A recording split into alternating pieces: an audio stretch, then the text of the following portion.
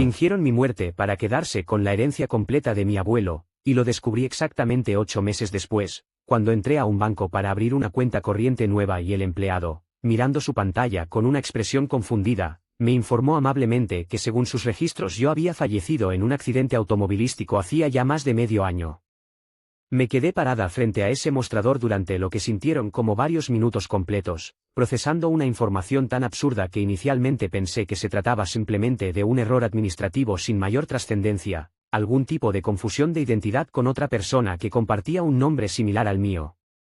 Pero cuando el empleado me mostró, tras solicitar mi identificación oficial y verificarla cuidadosamente contra sus registros, un certificado de defunción escaneado en el sistema con mi nombre completo, mi fecha de nacimiento exacta, y una fecha de fallecimiento que correspondía precisamente a un periodo en el que yo había estado viviendo temporalmente en otro país completando un programa de especialización profesional, entendí que estaba frente a algo considerablemente más siniestro que un simple error burocrático.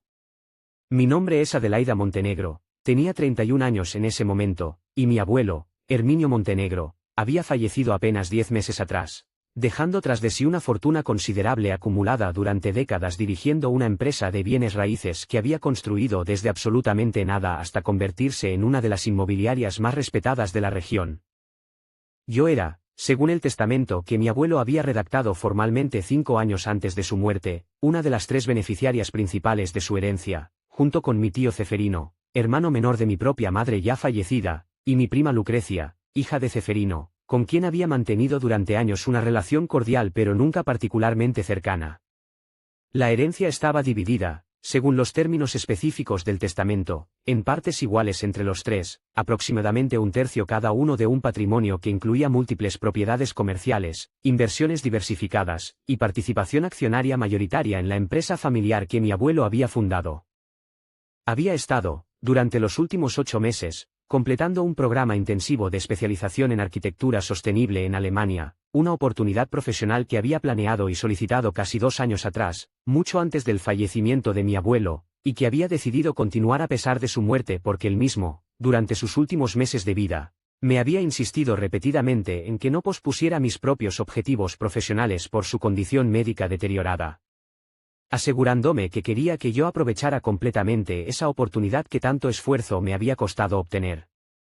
Durante ese periodo en Alemania, había mantenido comunicación relativamente limitada con mi familia, principalmente debido a la diferencia horaria considerable y a la intensidad del programa académico que dejaba poco espacio para llamadas frecuentes, comunicándome principalmente a través de mensajes de texto esporádicos con Ceferino y Lucrecia sobre el proceso de administración de la herencia, un proceso que ellos me habían asegurado repetidamente estaba avanzando de manera normal según los procedimientos legales estándar, aunque con cierta lentitud considerando la complejidad del patrimonio involucrado. Regresé al país apenas 3 semanas antes de ese momento decisivo en el banco, instalándome temporalmente en un apartamento que había alquilado antes de mi partida y que había mantenido disponible durante mi ausencia precisamente para facilitar mi reintegración a mi vida normal tras completar el programa de especialización.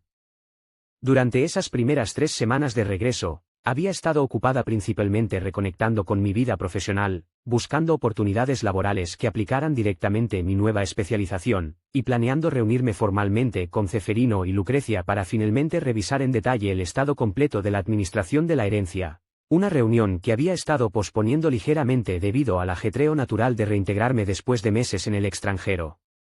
El incidente en el banco cambió completamente esa trayectoria relativamente tranquila de reintegración.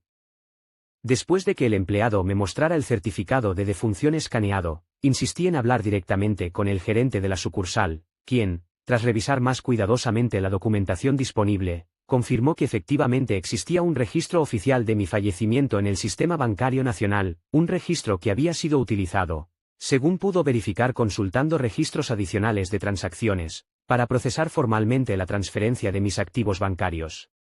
personales hacia una cuenta fiduciaria administrada conjuntamente por Ceferino y Lucrecia, presentados ante el banco como los ejecutores designados de mi patrimonio personal tras mi supuesto fallecimiento. Sentí que el suelo se movía bajo mis pies mientras procesaba esta información, comprendiendo gradualmente que no se trataba únicamente de un error administrativo aislado sino de un proceso deliberado y coordinado que había requerido la presentación de documentación oficial falsificada, incluyendo presumiblemente un certificado de defunción fraudulento, ante múltiples instituciones para poder ejecutar transferencias formales de mis activos hacia el control de las mismas dos personas que se suponía debían ser mis compañeros en la administración compartida de la herencia de nuestro abuelo. Salí de ese banco en un estado de shock considerable, dirigiéndome inmediatamente hacia las oficinas del notario que había manejado originalmente el proceso testamentario de mi abuelo, un hombre llamado Fortunato Vera que había trabajado con nuestra familia durante décadas y en quien había confiado plenamente durante todo el proceso inicial de la herencia.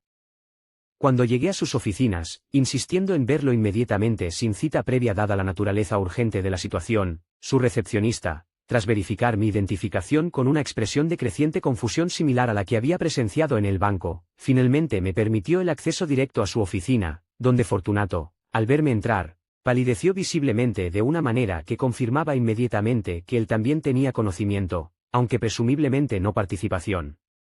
directa, en la situación fraudulenta que estaba comenzando a descubrir. Adelaida, dijo, con una voz que denotaba genuina consternación, se suponía que estabas, según los documentos que se presentaron ante mi oficina hace aproximadamente 7 meses. No terminó la frase, pero la implicación resultaba absolutamente clara.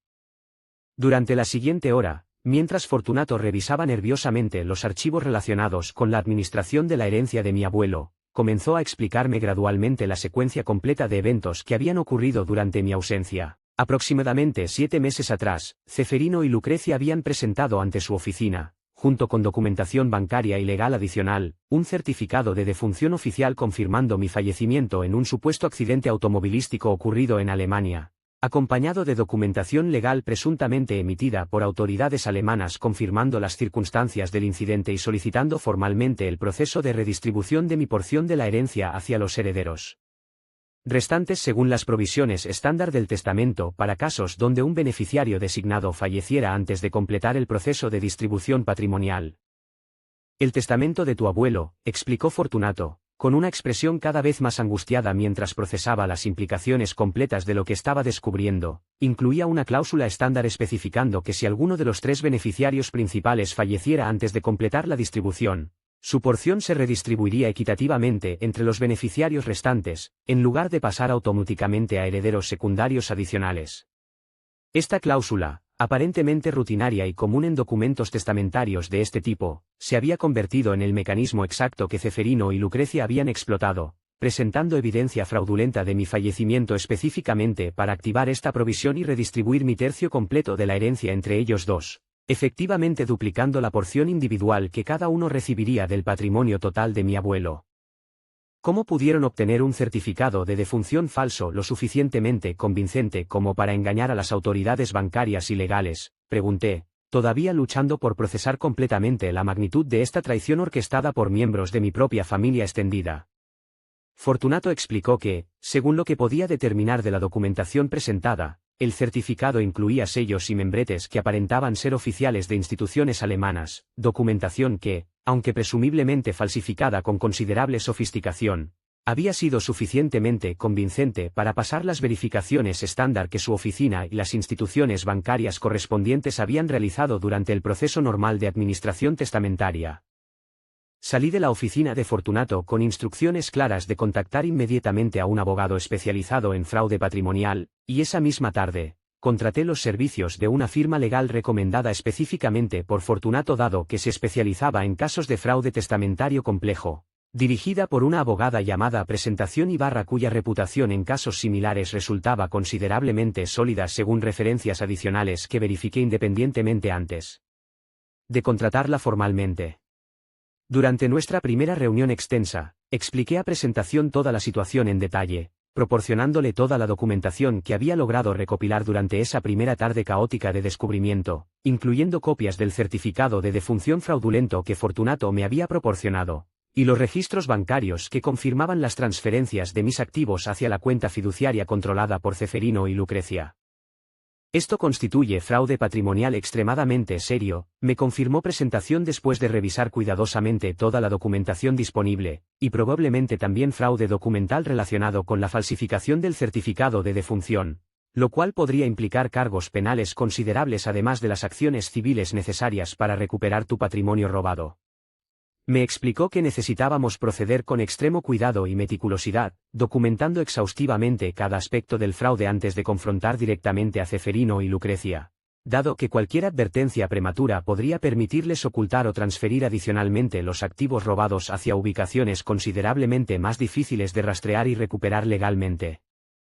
Durante las siguientes 2 semanas, mientras Presentación y su equipo trabajaban discretamente en construir un caso legal sólido, documentando meticulosamente cada transacción financiera relacionada con el fraude y estableciendo contacto formal con autoridades alemanas para confirmar definitivamente que ningún accidente automovilístico relacionado conmigo había ocurrido efectivamente durante mi estancia en ese país, mantuve un perfil deliberadamente bajo, evitando cualquier contacto directo con Ceferino o Lucrecia que pudiera alertarlos prematuramente sobre mi descubrimiento del fraude que habían orquestado. Esta investigación adicional reveló detalles considerablemente más perturbadores sobre la sofisticación y premeditación involucrada en todo este esquema fraudulento. Descubrimos, a través de rastreo financiero detallado que el equipo de Presentación logró realizar, que Ceferino había contratado, apenas 2 meses después del fallecimiento de nuestro abuelo, a un especialista en documentación falsificada con conexiones internacionales. Alguien que operaba principalmente creando documentos oficiales fraudulentos para diversos propósitos ilegales, incluyendo aparentemente la producción del certificado de defunción falso y la documentación legal complementaria, que había sido presentada ante Fortunato semanas después. También descubrimos, mediante la revisión cuidadosa de comunicaciones y transacciones adicionales, que Lucrecia había estado, durante los meses previos a la presentación del fraude, monitoreando activamente mi cuenta de redes sociales y comunicaciones limitadas con la familia durante mi estancia en Alemania, presumiblemente recopilando información sobre mi rutina y actividades que pudiera ser utilizada para hacer más convincente la narrativa fraudulenta sobre mi supuesto accidente, incluyendo detalles específicos sobre rutas que solía tomar y horarios habituales que había mencionado casualmente en conversaciones previas con la familia. Esta evidencia de premeditación y planificación cuidadosa resultaba particularmente devastadora emocionalmente, confirmando que no se trataba de una decisión impulsiva tomada bajo circunstancias de necesidad financiera desesperada, sino de un plan meticulosamente diseñado y ejecutado con considerable frialdad calculadora por 2 personas que se suponía debían ser mi familia cercana, dispuestos aparentemente a fabricar completamente mi muerte para beneficiarse financieramente de mi ausencia. Presentación también descubrió, durante esta investigación extendida, que Ceferino y Lucrecia no se habían limitado únicamente a apropiarse de mi porción original de la herencia, sino que habían utilizado los fondos adicionales obtenidos fraudulentamente para realizar inversiones significativas adicionales, incluyendo la adquisición de una propiedad comercial considerable y la expansión sustancial de sus participaciones dentro de la empresa familiar, efectivamente consolidando un control financiero y corporativo considerablemente mayor del que legítimamente les correspondía según los términos originales del testamento de nuestro abuelo. Aproximadamente 3 semanas después de mi descubrimiento inicial en el banco, con Presentación habiendo reunido finalmente evidencia suficientemente sólida y completa para proceder legalmente, decidimos que había llegado el momento de confrontar formalmente a Ceferino y Lucrecia, aunque optamos por hacerlo primero a través de canales legales formales en lugar de una confrontación directa personal, dada la naturaleza seria de las acusaciones involucradas y la necesidad de asegurar que cualquier evidencia adicional que pudieran intentar destruir o alterar ante una advertencia directa quedara protegida a través de procesos legales apropiados.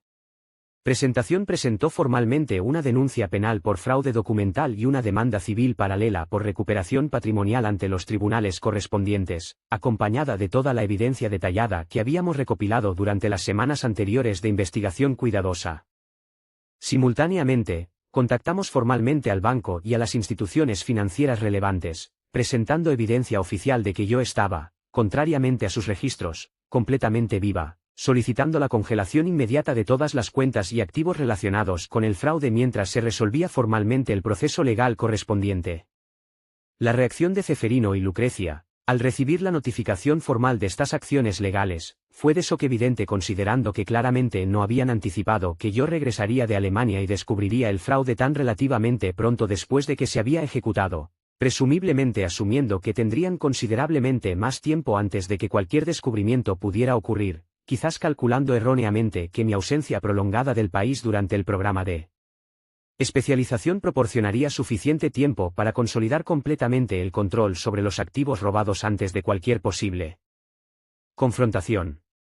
Ceferino intentó, apenas días después de recibir la notificación legal formal, contactarme directamente a través de múltiples llamadas y mensajes que inicialmente decidí ignorar completamente siguiendo el consejo estratégico de presentación sobre mantener toda comunicación exclusivamente a través de canales legales formales, pero finalmente, después de que insistiera repetidamente solicitando una conversación directa para aclarar malentendidos, accedí a una reunión formal mediada por nuestros respectivos abogados en un ambiente controlado que permitiera documentar apropiadamente cualquier comunicación relevante.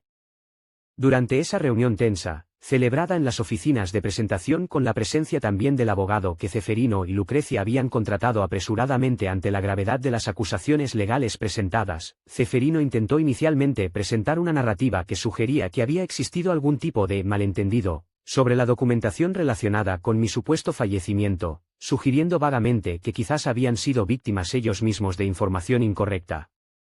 proporcionada por terceros no especificados. ¿Estás sugiriendo que alguien más falsificó documentos oficiales alemanes y los presentó fraudulentamente en tu nombre sin tu conocimiento?, preguntó presentación con un tono que dejaba claro su escepticismo evidente ante esta narrativa poco convincente, presentando simultáneamente la evidencia detallada que habíamos recopilado sobre la contratación específica del especialista en documentación falsificada apenas semanas después del fallecimiento de nuestro abuelo.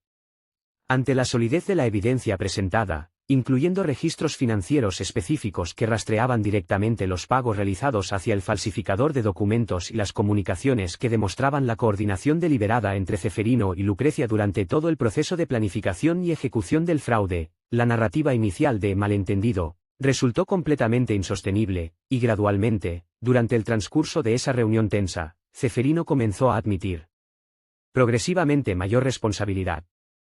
aunque intentando simultáneamente presentar justificaciones que, según él, explicarían aunque no necesariamente excusarían completamente sus acciones. La empresa estaba enfrentando dificultades financieras considerables, admitió finalmente, con una expresión que combinaba vergüenza evidente con cierta actitud defensiva persistente. Necesitábamos capital adicional urgentemente para evitar consecuencias considerablemente más graves para el negocio familiar, y cuando descubrimos que estarías fuera del país durante un periodo extendido, pareció, en ese momento de presión extrema, una solución temporal razonable que eventualmente hubiéramos podido resolver una vez que la situación financiera de la empresa se estabilizara. ¿Planeaban devolverme mi herencia eventualmente?, pregunté directamente, genuinamente curiosa sobre si existía alguna justificación coherente detrás de esta explicación aparentemente improvisada. Ceferino vaciló considerablemente antes de responder, y esa vacilación, más que cualquier respuesta verbal específica que finalmente ofreció, confirmó lo que ya sospechaba profundamente: no había existido ningún plan genuino de eventual restitución, simplemente una expectativa calculada de que mi ausencia prolongada proporcionaría tiempo suficiente para consolidar completamente el control sobre los activos robados de una manera que hiciera prácticamente imposible cualquier recuperación futura, especialmente considerando que probablemente habían anticipado que eventualmente encontrarían maneras adicionales de justificar o legitimar retroactivamente la situación una vez que suficiente tiempo hubiera transcurrido. Lucrecia, quien había permanecido considerablemente más callada durante gran parte de esta confrontación, finalmente intervino con una explicación que resultó, en cierto modo, incluso más perturbadora que la justificación financiera presentada por su padre. Siempre sentí que el abuelo te favorecía considerablemente sobre mí, dijo, con una amargura evidente que sugería resentimientos considerablemente más profundos y prolongados de los que había anticipado previamente nuestra relación aparentemente cordial durante años anteriores. Pasaste más tiempo con él durante sus últimos años, te incluyó en decisiones importantes sobre el negocio de una manera que nunca me incluyó a mí, y cuando finalmente vi la oportunidad de obtener lo que consideraba una compensación más justa por años de sentirme marginada dentro de la dinámica familiar, decidí aprovecharla. Esta revelación sobre resentimientos familiares profundamente arraigados que nunca había sospechado completamente añadió una capa adicional de complejidad emocional a toda esta situación devastadora, sugiriendo que el fraude no había sido motivado únicamente por necesidad financiera pragmática relacionada con dificultades empresariales, sino también por dinámicas familiares tóxicas y resentimientos acumulados que Lucrecia aparentemente había mantenido ocultos durante años bajo una fachada de relación cordial y respetuosa. Después de esa reunión reveladora pero profundamente perturbadora, procedimos con el proceso legal formal completo, que se extendería durante los siguientes 5 meses a través de procedimientos tanto penales como civiles paralelos. El proceso penal resultó en cargos formales contra Ceferino, Lucrecia, y el falsificador de documentos que habían contratado, por fraude documental, falsificación de certificados oficiales, y fraude patrimonial, cargos que eventualmente resultaron en condenas para los 3, aunque con sentencias considerablemente más leves de las que inicialmente había anticipado, dado que los abogados defensores lograron negociar acuerdos que incluían restitución patrimonial completa combinada con penas de prisión relativamente reducidas, particularmente para Ceferino y Lucrecia considerando la ausencia de historial criminal previo y ciertos argumentos presentados sobre circunstancias atenuantes relacionadas con presión financiera y dinámicas familiares complejas. El proceso civil paralelo resultó, más importante para mis propósitos inmediatos, en la recuperación completa de mi porción original de la herencia, incluyendo no solo los activos originales que habían sido transferidos fraudulentamente sino también una compensación adicional significativa por los daños causados durante todo este proceso traumático, calculada considerando tanto el valor de las inversiones adicionales que Ceferino y Lucrecia habían realizado utilizando mis fondos robados durante los meses de mi ausencia, como compensación por el sufrimiento emocional considerable causado por descubrir que miembros de mi propia familia habían orquestado deliberadamente la fabricación de mi muerte para beneficiarse financieramente. Durante todo este proceso legal extendido, mi relación con Ceferino y Lucrecia se deterioró completamente hasta un punto de ruptura definitiva, sin ninguna posibilidad realista de reconciliación futura considerando la magnitud y premeditación de la traición que habían orquestado. Nuestros otros familiares extendidos, incluyendo primos y tíos más distantes que se enteraron gradualmente de toda la situación a través de rumores familiares y eventualmente cobertura mediática limitada cuando el caso comenzó a atraer cierta atención pública dada su naturaleza inusual, se dividieron considerablemente en sus reacciones, con algunos expresando apoyo genuino hacia mi posición mientras otros, sorprendentemente, intentaban presentar argumentos sobre la necesidad de perdonar y seguir adelante, dada la conexión familiar. Sugerencias que rechacé firmemente considerando la naturaleza extraordinariamente calculada y prolongada del fraude que había sufrido. Reconstruí, durante los meses posteriores a la resolución legal completa de esta situación, mi relación con la empresa familiar que mi abuelo había fundado, asumiendo un papel considerablemente más activo en su dirección ejecutiva del que había planeado originalmente antes de todo este proceso traumático. En parte porque la remoción legal de Ceferino de sus posiciones ejecutivas previas, resultado directo de sus condenas penales relacionadas con el fraude, creó un vacío de liderazgo que requería atención inmediata para preservar la estabilidad continua del negocio que empleaba a docenas de personas cuyos sustentos dependían de la continuidad operativa exitosa de la empresa.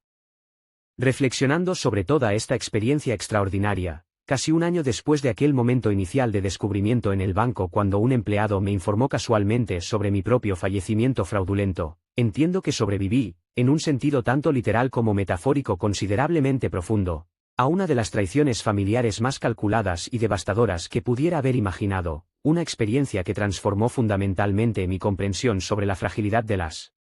relaciones familiares cuando se enfrentan a la tentación de recursos financieros significativos, y sobre la importancia crucial de mantener vigilancia y protección adecuada sobre los propios activos e identidad legal, incluso, quizás especialmente, cuando se confía profundamente en las personas más cercanas dentro del propio círculo familiar. Aprendí que la codicia y el resentimiento acumulado durante años pueden transformar a personas que uno consideraba familia cercana en individuos capaces de fabricar deliberadamente algo tan extremo como la muerte de un pariente para beneficio financiero personal, y que la única protección real contra este tipo de traición extraordinaria reside en sistemas legales robustos, documentación meticulosa, y la disposición de actuar decisivamente cuando la evidencia de fraude, sin importar cuán devastadora emocionalmente resulte confrontar esa realidad, se presenta de manera innegable ante nuestros propios ojos. Y para ti que llegaste hasta el final de esta historia, No olvides dejarme un comentario aquí abajo contándome qué te ha parecido. Suscríbete al canal para no perderte ninguna de nuestras historias y gracias.